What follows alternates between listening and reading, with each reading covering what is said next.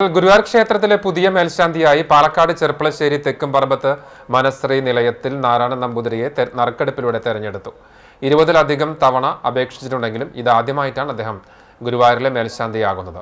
നിലവിൽ പാലക്കാട് ഇല്ലിക്കോട്ട് കുരിശി ശിവക്ഷേത്രത്തിലെ മേൽശാന്തിയാണ്.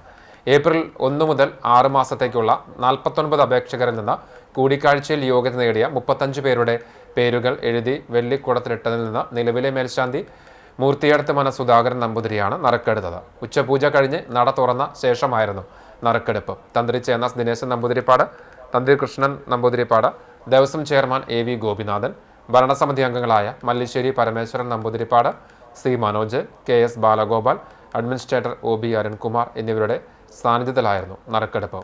നിയുക്ത മേൽശാന്തി മാർച്ച് 31-ന് രാത്രി സ്ഥാനമേൽക്കും. അതിന് മുൻപ് 12 ദിവസം ക്ഷേത്രത്തിൽ ഭജനമിരിക്കും. ഏപ്രിൽ 1 മുതൽ 6 മാസമാണ് കാലാവധി. ഗുരുവായൂരപ്പൻ ഇങ്ങനെ അനുഗ്രഹിച്ചതിൽ വലിയ സന്തോഷം. ഗുരുനാഥന്മാരുടെയും അച്ഛനമ്മമാരുടെയും ഞാനിപ്പോൾ പൂജ ചെയ്യുന്ന ക്ഷേത്രത്തിലെ മഹാദേവൻ്റെയും ഗുരുവായൂരപ്പൻ്റെയൊക്കെ വലിയ അനുഗ്രഹം. അതുകൂടാതെ അച്ഛൻ കുറേ വർഷം ഇളന്തിരുത്തി മഹാവിഷ്ണു ക്ഷേത്രത്തിലെ മേൽശാന്തിയായിരുന്നു. ആ അച്ഛൻ്റെയും ആ മഹാവിഷ്ണു ഭഗവാന്റെയൊക്കെ അനുഗ്രഹമായിട്ടാണ് ഈ ഒരു ഭാഗ്യം കൈവന്നതെന്ന് ഞാൻ തീർച്ചയായിട്ടും വിശ്വസിക്കുന്നു. അച്ഛനമ്മമാരുടെ പൂർണ്ണമായിട്ടുള്ള അനുഗ്രഹം